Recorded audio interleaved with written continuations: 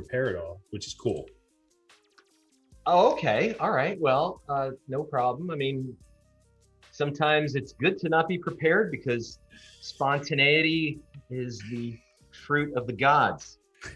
Well, I should qualify not at all. I have been thinking about it. I've been looking forward to talking to you. And I did open up Joplin and I started to bang out some notes. So why don't I just go from where I started? Yeah, I actually do have some stuff that I wanted to talk about today too. Well, why don't you So go kick it ahead. off?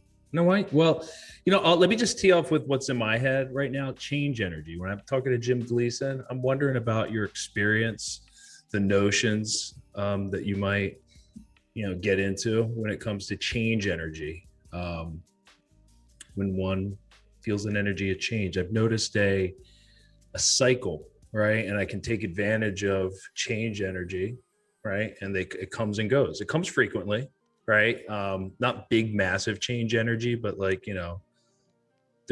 feel it, right? I've identified part of a repeating cycle. So anyway, Yeah, that's something, but I know you had some stuff to talk about. So why don't we just put that well, let's in just the water, let it, so maybe you start there, whatever you want to do, dude.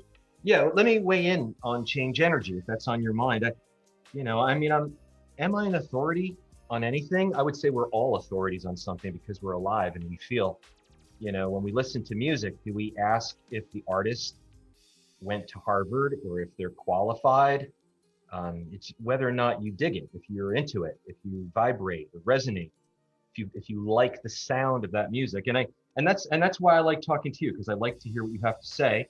And I think that that's reciprocal. But so then when we think about change energy, here's what I would put forth. First of all, ancient people understood the necessity of going with the rhythm of Earth's changes. Let's start there. Let's start with nature. You have the seasons, you have the tides. There are countless other rhythmic cycles. Back then, astrology was significantly more important than, or there were a lot more people that found it significant than they do today. And it's kind of interesting. Take a look at, say, during COVID. I think most people at this point might remember that there was a conjunction between Jupiter, Saturn, and many of us also know that it was also Pluto. You know what? And I just noticed last night or the night before, as I was observing the red moon, that's not there, and it had to be significant. Go ahead. The red moon 2 nights ago is called a thunder moon, and it's dazzling.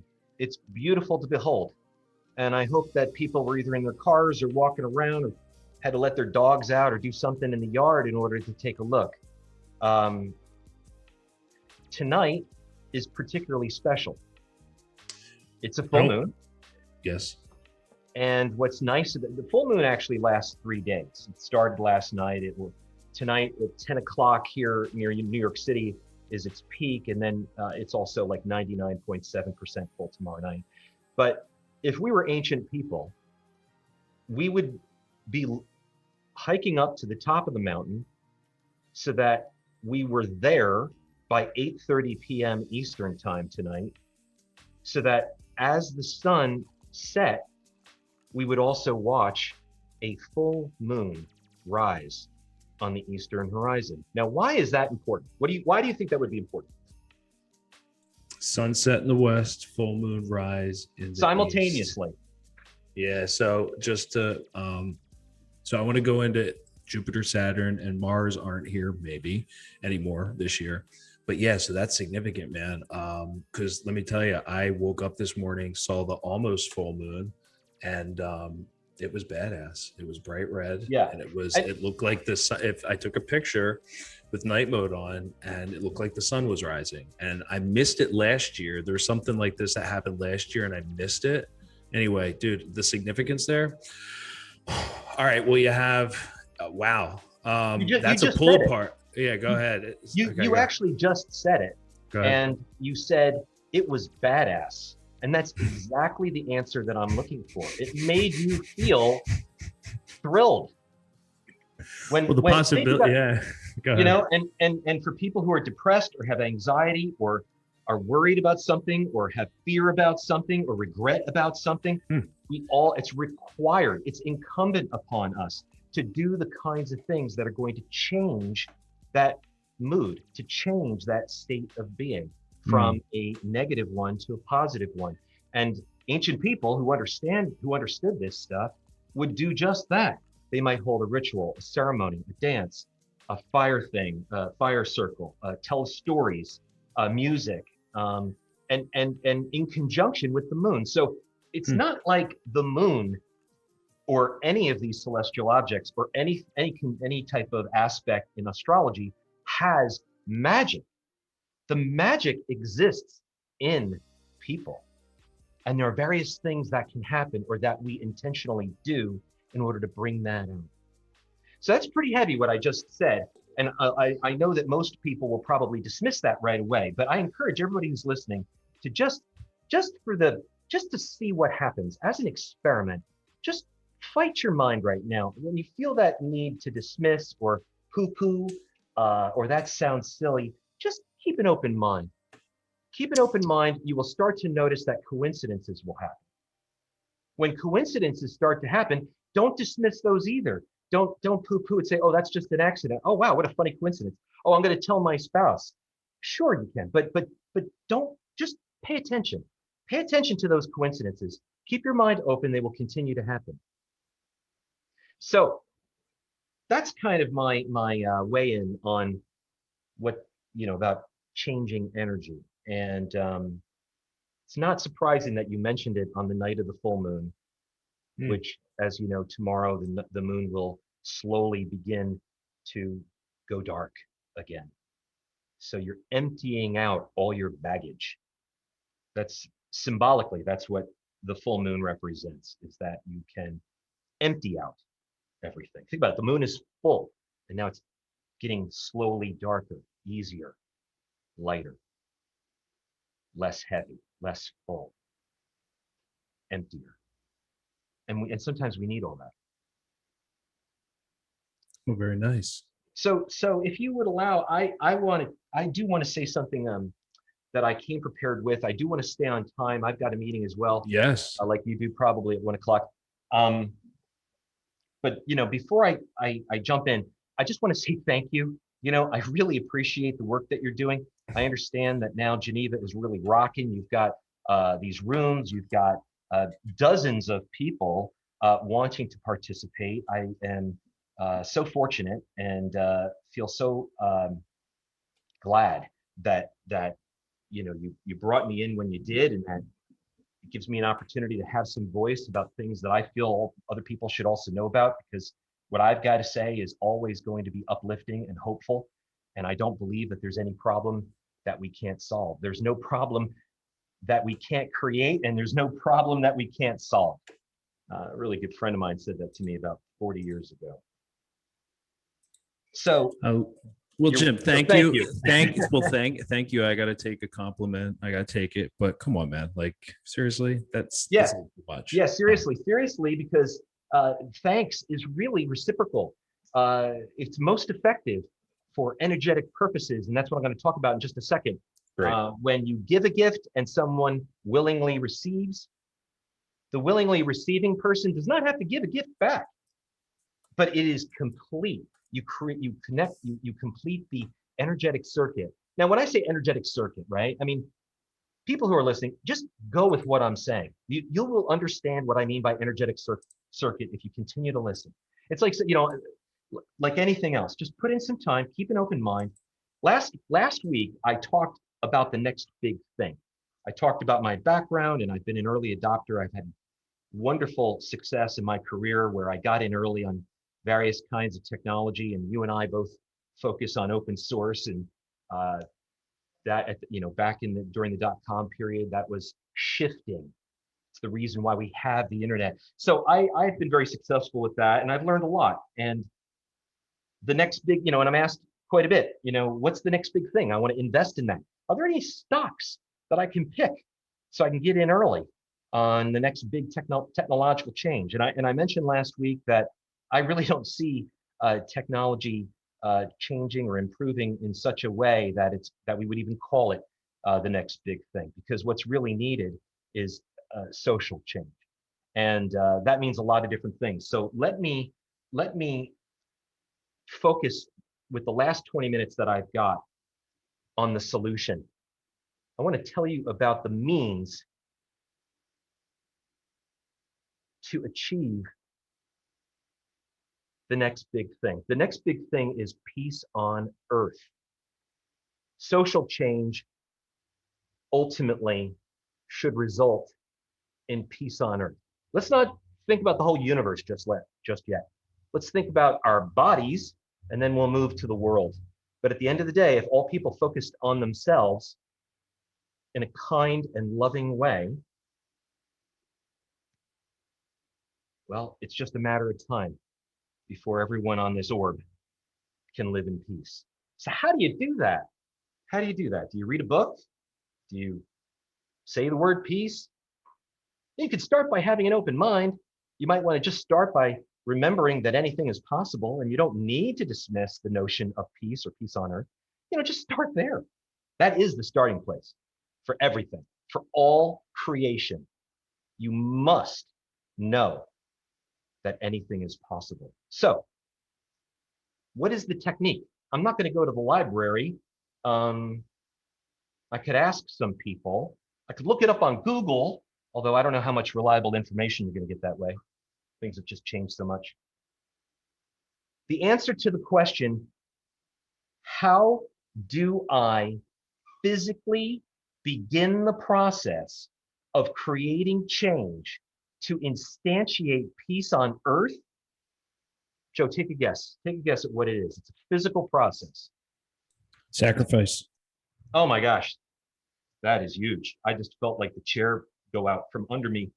I think we're really in tune as well. I'm not trying to be dramatic, but yeah, sacrifice. Sacrifice, it's funny. I think that sacrifice is, of course, it's absolutely essential, but it's a pretty advanced concept. And what I would like to do is teach people something with the last 17 minutes that I've got left here, that will get them to a place where sacrifice and selfless service are preferred over self-pleasure. And that, boy, when you're in that zone, your joy becomes unlimited, right? If we're out, we all start from a standpoint, a state of being of survival. And then as we grow up a little bit, whatever, I don't know, single digits, how we're going to feel, we want to create pleasure because it feels beneficial.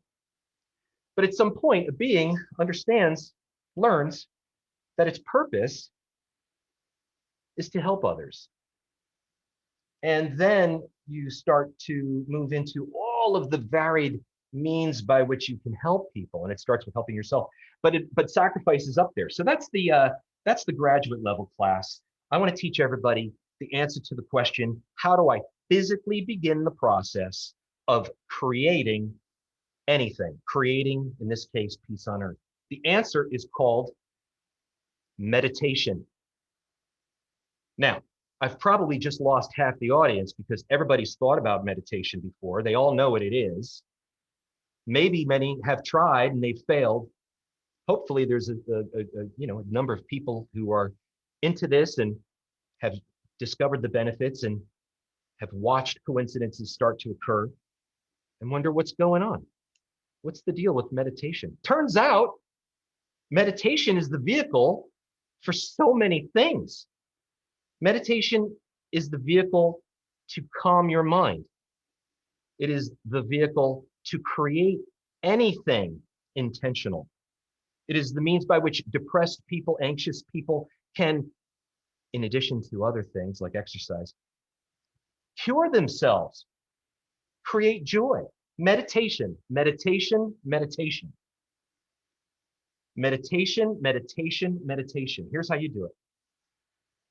I already said that step number one is know in advance that anything's possible. That really does open up the mind so that you can really perform a really self-satisfying meditation. But we all need to kind of calm our minds. We got to calm ourselves down. So let's just sit in the chair and just relax, whatever that word means. Just sit there, relax your muscles. You've heard this a million times. You start with meditation by relaxing. Just try to calm your mind. Without a calm mind, you can't accomplish anything, by the way. I hope somebody's writing that down. Try to get still. In other words, your arms, you don't want to be itching, scratching your itches or, swatting a bug or anything like that. When you're in that process of sitting and getting still and calm, just let that absorb in. Just let it sink in.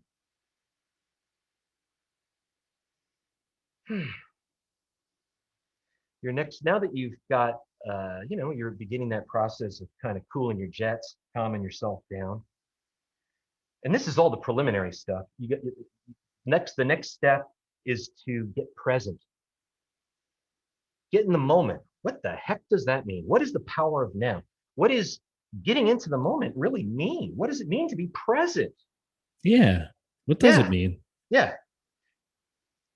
The best way, okay, what does it mean? The answer to what is being present is that you're only paying attention, you're using your five senses and your cognitive ability to perceive and process what is happening before you right now. So that could mean the taste of something in your mouth. It could mean your anxiety level. It could be your something you smell and hear and those pieces. And also not attaching to anything, not creating new thoughts, not deciding, oh, that's an apple, that's not really being present. If you see an apple, try your best to not think about the apple, just being present. How do I do that? That sounds pretty impossible. I'll tell you a really quick trick. Ask yourself, where are my feet? Where are my feet? Sometimes I slap my knees, I look down, I look at my feet, and I'm like, oh yeah, my feet are right there. I'm connected to the earth. The earth assists us to ground us. I'm not making this shit up. Grounding is absolutely essential. Anybody in physics, anybody who understands biological chemistry understands the need for people, living things, to get grounded. Animals do not retain stress. Cats will have their hair stand on end. Dogs will roll around on the ground. Animals will do the normal, natural thing, which is shake it off, let it go. You created the stress. Now it's time for you to move the stress. If you're stressed out, you can't be present. So being present, I like to just say, where are my feet? I'll give you another example, which is also very helpful. Remember the first time, Joe, that you ever watched an ant move a grain of sand? You're very young. Of course. Remember that? That was intense. It was like, okay, we see ants all the time. Look at these guys working together. What are they doing? They're moving these grains of sand. Where are they going? And maybe maybe you don't, maybe we had knowledge of what it is, but what an amazing thing to watch those, what are the horns on a beetle or an ant called? The mandibles. The mandibles are holding this grain of sand. Look at this.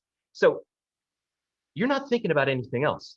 You're watching, you're looking at that ant. You cannot wait to see what happens next. That is called being in the present. I'm going to move right along because this is a lot for people to absorb, but obviously this is being recorded. You can jump back, you can take notes, what have you. All right, you're relaxed. You calmed your mind as well as you can. You've asked yourself where your feet are. You're in the present, trying not to think about stuff. Now we can actually begin. What do you think? Well, I'm not going to ask you, Joe. The next step, the beginning of that was what we would call the intro, the preliminary exercise. Now you're ready to begin. The beginning begins with the breath. As I'm sure if you had 3 guesses, you would have guessed the breath.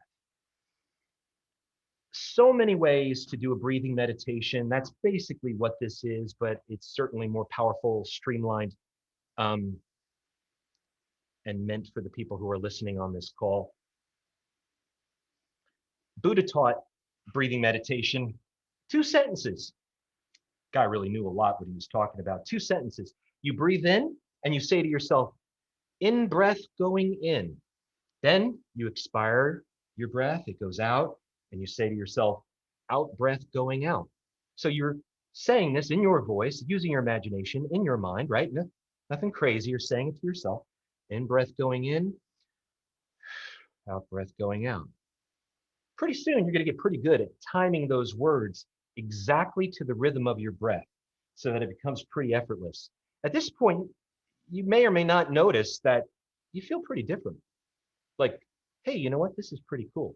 If you're really in the zone, you're going to start to get answers to all the important questions that you have. But let's try our best not to go there yet. That's the thing about meditation. It can accomplish so many things. And one of the first things that can go wrong is that you start to think about really smart ideas for your next business meeting or how you can solve that problem with your family. And all that is good, but you can always do that later. Just keep going with me. Stay with the breathing. All right, now that we're calm, we know where our feet are, we've been breathing pretty well, we feel like we're getting into a zone of some kind.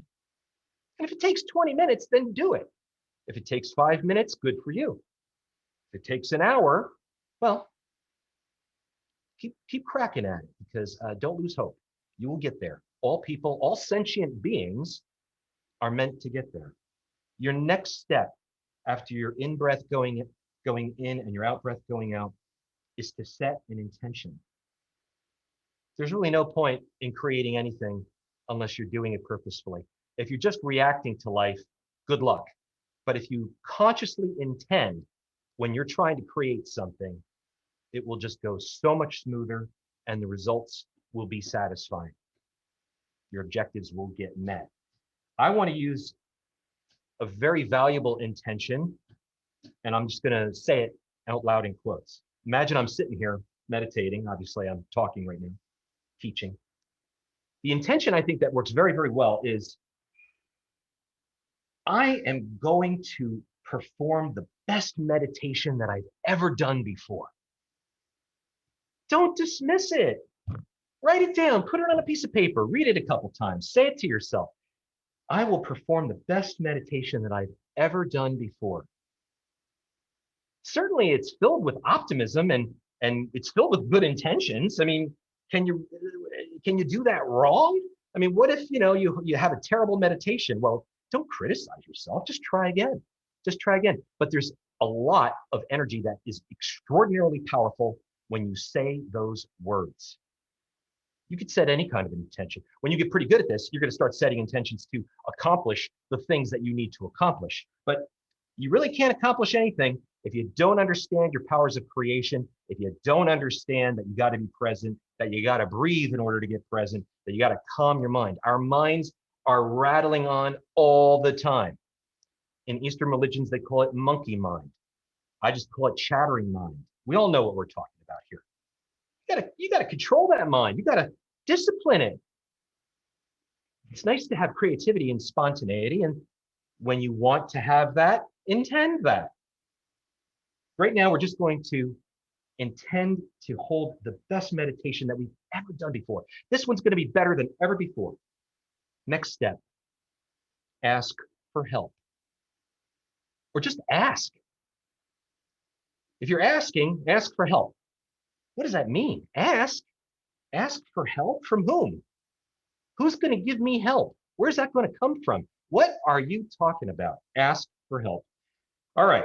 I don't mean for this to sound like a stretch. But if you're all alone in the world, you're right. There's no reason to ask anybody for anything, let alone help. But if you believe that there's more going on than just yourself, ask. You could ask the universe. You could ask your higher power. You could ask God. That word is filled with baggage. I try not to use it. You could ask angels if you are so inclined.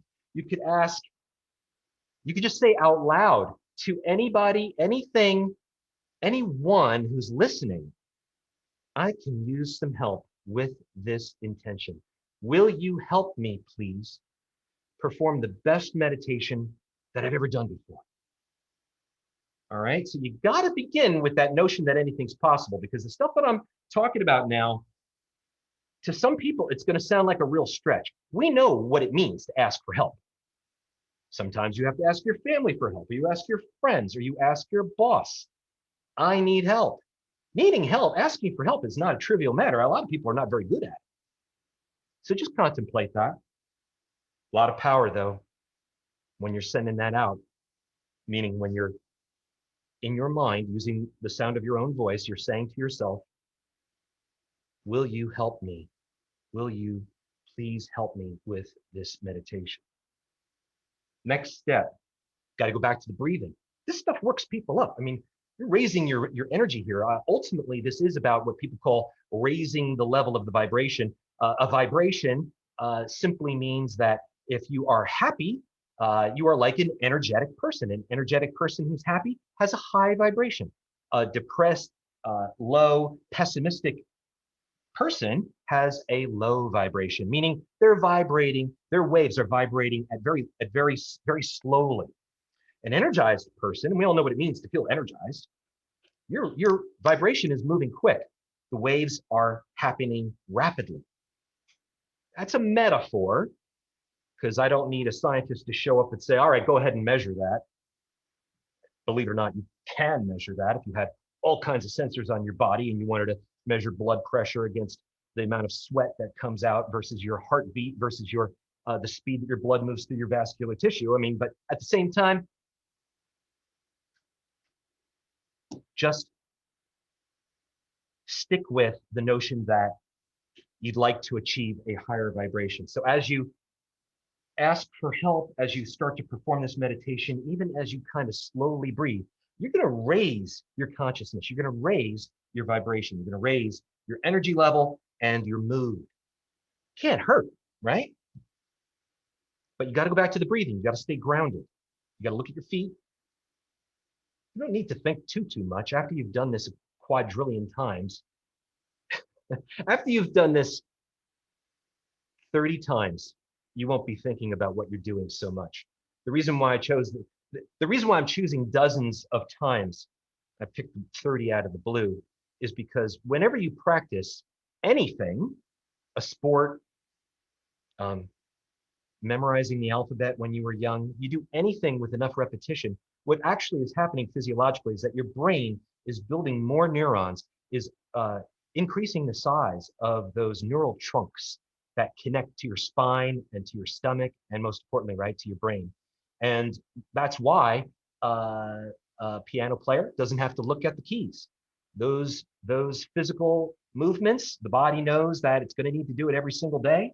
It makes it costs a lot more energy to have to think about where those keys are and look at them each time. So instead of doing all that processing, the brain wisely starts to build connections directly to your spinal cord, so that all your muscular activity can take place without having to go all the way up to the brain, all this is executive functioning, and come back down. There you go. That's a scientific reason for why we do these things repetitiously. So don't worry if you're screwing up. Don't worry if it doesn't work out so great. Don't worry if you can't calm your mind. Just try over and over again. So you got to breathe again. You got to do the in-breath. You got to do the out-breath. At this point, you're doing really well with the breathing. And so just think about the tip of your nose. This is interesting, really. Buddha taught this one too. I had to try it to figure out why. I'm not even sure exactly why, but you start to feel pretty good. You start to feel very whole once you're breathing after all this, and you start to consider, you start to notice. You could look at it, you're at the end of your nose, through your eyes, you could, but mostly it's like you're going to start to feel the tip of your nose. I mean, it just happens. It just happens. And that's great, because what it means is that things are really kind of clicking away here. Things are starting, you're doing it right. There's actually no way that you can do it wrong. There really isn't. There's no way you can do it wrong. But you're moving forward with rapidly to where we want to be, which is the next big thing. All right. Now, everyone at this point in their meditations will start to drift. Will start to get distracted. Will think about that thing they did not like on the phone yesterday, or the person from second grade who bullied them, or the fear they have of of turning 70 years old. Countless things, right, can cause us to be distracted. So a lot of teachers say, well, count your breaths. I think that that's fine. You would basically count as many of these breaths as you can before you, and then when you notice that you get distracted, you start over, and that's okay. But I actually love this one. I want to try and come up with something that's so universal, that's so effective, that anyone who's listening will want to tell two people who will want to tell two people. So let's imagine you're breathing, you're sitting there, and your mind is pretty calm. You've asked for help, and you're knowing that, you know what, chances are this could actually be the best meditation you've ever done. Your breathing's going really nicely, very smoothly.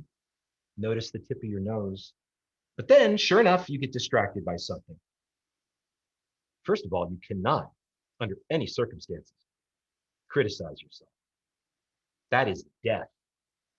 That sounds dramatic, but it's not. Self-criticism, listen, just take it from me, whatever. Just don't do it. It is harmful. There's no need to criticize yourself. It's okay to consider what you could do to improve. That's totally different. But don't get mad at yourself. That's bullshit. It's not even, don't create that. That's an example of the chattering mind just doing its own thing and you reacting to reality instead of intentionally trying to create reality. So what we do is when we're distracted, the next thing that you want to do is listen. Listen. Listen to everything that's going on around you. Are there birds? Is there a door that's shut? Are there cars? Is there traffic? What do you hear physically with your ears? Don't worry about the breathing when you're doing this. The idea is that you're going to swap. You're going to, as soon as you get distracted from your breathing, you're going to switch to listening for as long as you can. Try not to have any thoughts. Try not, when you hear the door shut, try not to think of the word door. It's okay if you do. But like I said, after several dozen of these, your brain will not be interested in spending the extra energy to label the sound of that door with the word door. It's a lot of extra energy. All of nature flows like the shortest path between two distances, like rainwater rolling off a roof. It's going to roll down with the path of least resistance. Your body and therefore your mind functions the exact same way. So just listen. Invariably, may not, hopefully you could do it for like a few seconds. That'd be great. Do it for a few seconds. That's great. Invariably, you're going to get distracted again, at which point you would switch your attention to having a straight spine. You're sitting there anyway, right? Well, you don't want to be hunched over. You want to be relaxed, but there's a lot of goodness with a straight spine. I won't get into chakras and how energy flows and heaven to the person to earth, or earth to the person to heaven. Just keep your spine as straight as you can. You know that it's important and that it's a good thing to have good posture. This is a really good time to have good posture. Just keep your spine straight. Some teachers like to say, oh, well, imagine a string of pearls and that's dangling from your finger. And if you've ever done that, you'll notice that it's really hard to keep a string of pearls perfectly straight. And that's the idea. But I find that that's kind of tricky. I would just say, just have a straight spine. But invariably, you're going to get distracted from that. That's okay. Don't criticize yourself. Don't have any judgments. Go back to the breathing. And you're going to cycle between these three things: breathing, listening, and having a straight spine, and going to the breathing again. And when you get distracted, going and listening again. And then when you start to think about school, or you start to think about work, or you start to think about your relationship, switch to the straight spine, etc. Okay? Go around in that circle.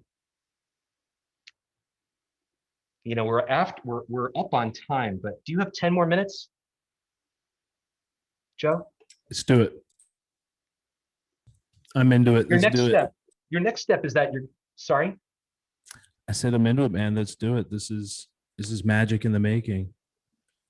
Please continue. We're all magical people, and all of the books and all of the grimoires and all of the spell books and all the movies and all that stuff. That here's magic. I snap my fingers and an apple appears in my hand. Well, you don't start with that. You start by just calming your mind. If your mind is all over the place, it's like a dusty office with papers all over the place. Dust the office. Put the papers away.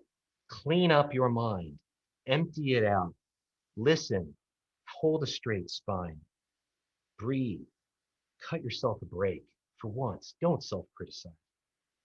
Now you're going to be pretty well in the zone. If you've done everything that I say, by the way, this can all take place in the space of minutes. I mean, I know people who do this stuff instantly. They have done it for so long that when they feel a pang of fear, this is a good thing to do to eradicate fear. If you want to create courage, if you want to create certainty, we will. You can use you can use any form of meditation. And if you remember what the end result feels like, you can go straight to that feeling and you can completely swap your mood instantly. But for us who are just beginners, we have to begin somewhere, and we start to walk up the steps, and we start with lifting the light weights, and we move up to heavier weights, or we start by just walking 10 minutes a day, and then we start walking 15 minutes a day, and so on and so forth, till eventually you're very strong. You've got incredible stamina. You can accomplish what you need to accomplish with a fearless mind. And when that happens, boy, that's the next big thing. So the next step here, after the cycling of breathing, listening, and straight spine, what are you thankful for?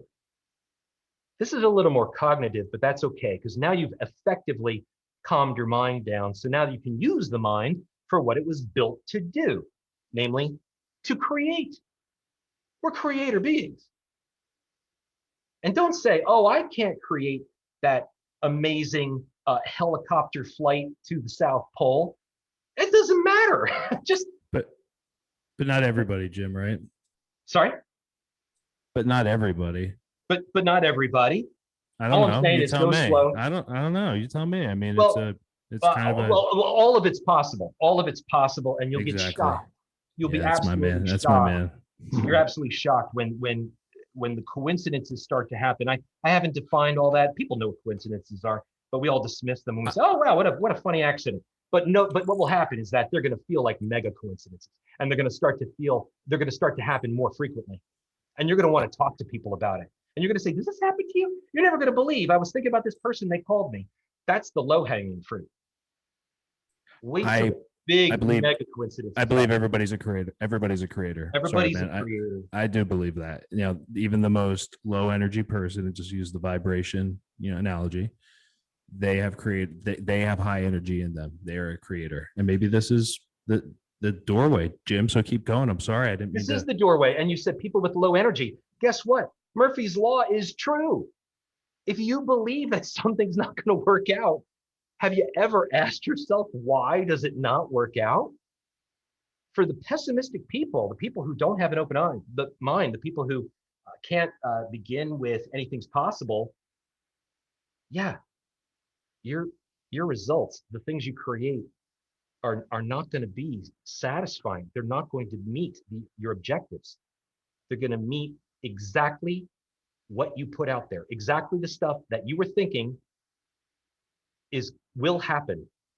And if I got to get somewhere and I'm 5 minutes late, and you say to yourself, oh, I am screwed. This person is going to yell at me. They're going to say this specific thing. Well, if I was a quantum physicist, I could tell you all about the observer effect, and I could tell you about the collapse of wave function. I could tell you with a calculator and with a piece of chalk on a chalkboard exactly why that happens. With science, I could explain it to you. People don't care about that shit, though. They just want to know, tell me how to get to the next big thing. What are you thankful for? Now, this is not some frivolous question. Think of something specific that you are thankful for. Did you get enough sleep last night? Did someone make you a delicious meal? Are you thankful to them? Did you get a kiss? Did someone tell you that they loved you today? Did you get to that meeting on time? What are you thankful for? Think of something, right? And you know what? I know how it is. I was suicidal at one point, and when I was very young, and I beat that, and I had my midlife crisis when I was 22. And I'll tell you, when you're a survivor of suicide and you get out of it, you will find a way to remember some stuff that you can be thankful for. So think of a scenario, think of something, and then think about, just feel it. Just feel how thankful you are. What a nice thing. What a nice thing to spend a minute during your meditation on just thanking. You can thank the person in your mind, you can thank the universe, all those things, sure. But this is about cultivating a feeling in your emotions intentionally. And what we're doing is we're creating the feeling of thankfulness by remembering something that happened to myself that I am thankful for. So we're really manifesting, we're really fabricating this. We're moving from some basic questions to breathing, to calming the mind, to asking for help, to instantiating a specific intention. And you have to have a high vibration to do this. Otherwise, you're going to get Murphy's Law results. So now we feel the feeling of thankful because we've intentionally sought that out. And it turns out it wasn't that hard. All you got to do is remember something you're thankful for, roll through it in your mind, and then really dwell on the end result of how you felt thankful. Now, you're going to transmogrify the word thankful itself. You're going to think about the word thankful. Thanks. What a cool word. Thanks. Thanksgiving. I am thankful. He's thankful for me. She's thankful for her. It's kind of a beautiful thing. But think about that word thankful. See it in your mind. See those 5 characters in English, all capital letters or whatever, in your mind. Look at the word thankful for a second. Wow, thanks. 6 characters. I'm counting them in my mind. But yeah, that word, the word thankful, not only means thanks, you should feel thankful when you see that word. When you create the word in your mind using your imagination, you can see things. Your imagination is useful because it can create an alternate reality to the one that actually is happening. So very useful. Use the imagination, see the word thankful, and then just remember and just feel the notion, the feeling of thanks when you look at that word thankful. Now swap out the word thankful and insert the characters that comprise the word gratitude. Gratitude. 9 characters. The word gratitude begins with G. You see the word in your mind. It's very similar to thankfulness. It basically is thankfulness. Cool. Gratitude. I see it. I feel gratitude because I'm looking at the word. Next thing is appreciation. Swap from gratitude to the word appreciation. Appreciation is very, very similar to feeling thankful, or to have gratitude, which is, of course, these words have different definitions, but the reason why the third word that we use is appreciation is because it literally has a higher vibration. Appreciation actually is the same thing as love, but it's really hard to use the word love. There's so much baggage. It's like, oh my, you'll get distracted instantly if you try to use the word love. It's all about love in the end. So you're going to get there gradually. You're going to take that stairway to heaven. And you're going to use the word appreciation. You're going to think about what it means. You're going to feel it. You're going to look at the word in your head, in your mind. You don't have to remember that it is the same thing as love, but just feel appreciation for your life, for the fact that you can meditate. Not everybody has life and can meditate. Not everybody can breathe or breathe well. There's a lot of people, 1 out of 3 people don't have access to clean drinking water. 400,000 children in the United States go missing every year. The missing children don't have any clue about this. You should have full appreciation for your lucky, fortunate position. And that's a good thing. And I know that there are others who don't, but we're not ready to dwell on that yet. We can't help them until we can help ourselves. And we can't help ourselves until we have a calm mind. We're thinking about the word gratitude. Now, all of a sudden, after 3 words, we start to realize, wow, words actually have power. No wonder they're used in rituals. No wonder advertising, whatever, Nike, just do it. No wonder why these things are effective. Clearly, words and their feeling would not be used in the advertising industry the way that I'm describing if they didn't result in more revenue. So somebody knows something somewhere And this is what we want to piggyback on. We want to piggyback on all of the work that researchers and people have done in a material world, in the regular occupational world that they have done. We're leveraging this because instead of saying, you can say just do it, and then either go for a run or go and buy some Nike gear off of Amazon. But in this case, we feel the word appreciation. We notice that these words have power. What is the next most important word would be certainty.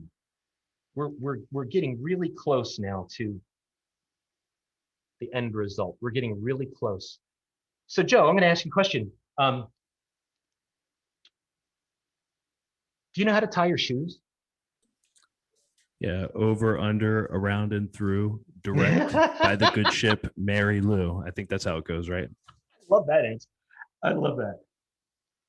Let me ask you this. I'm going to ask you again. Do you know how to tie your shoes? Absolutely. Okay. Are you certain? Yeah, I'm certain. All right. I'm going to ask you one last time. Do you know how to tie your shoes? Are you certain?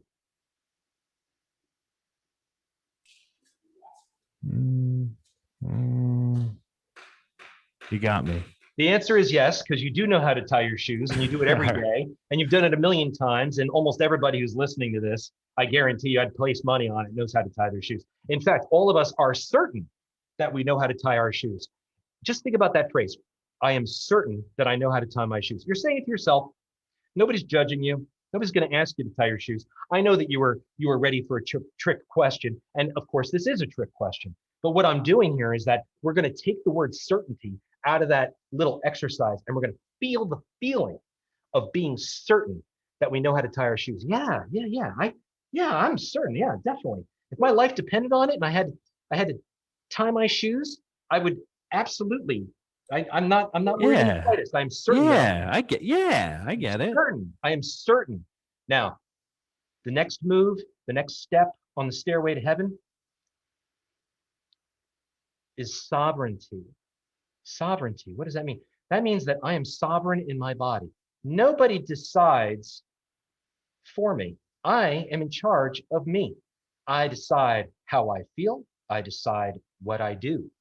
Of course, there are situations where maybe we don't have that choice. I would suggest that we always have the choice, because that is the purpose of having a brain and a heart. The heart tells you what to do. The brain makes the choice. When the two are united, you're good to go, and you're ahead of the curve. You're an early adopter on Peace on Earth.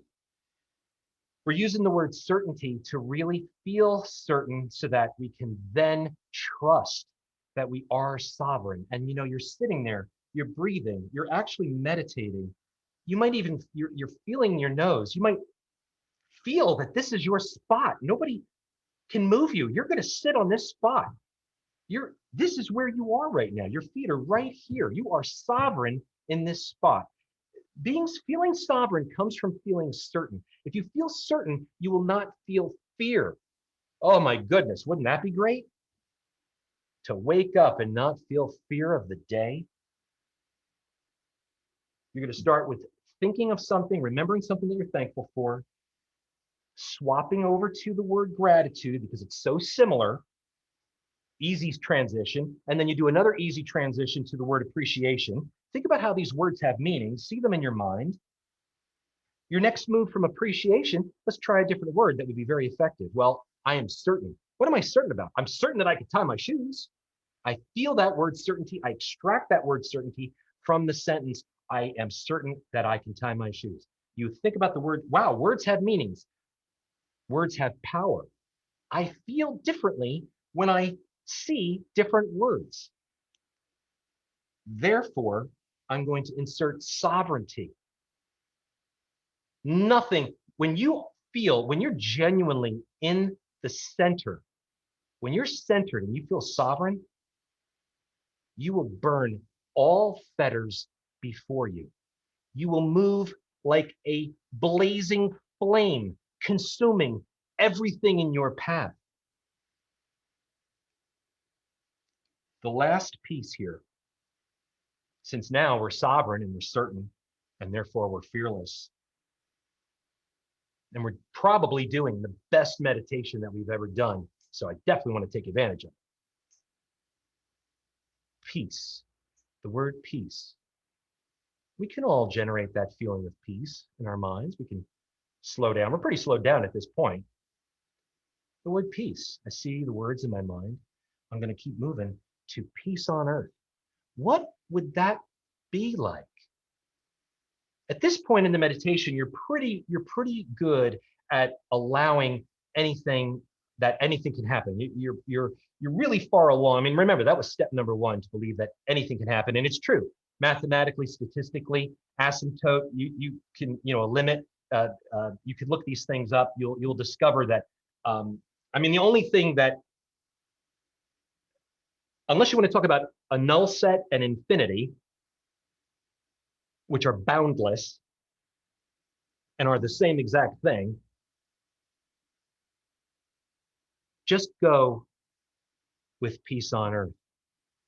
And man, you want to say two things to yourself next, like,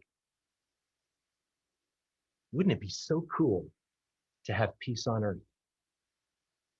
All right, I should pause really quick. I know that we've been on the phone for an hour and 20 minutes. I just want people to please write that down. Write down the words peace on earth.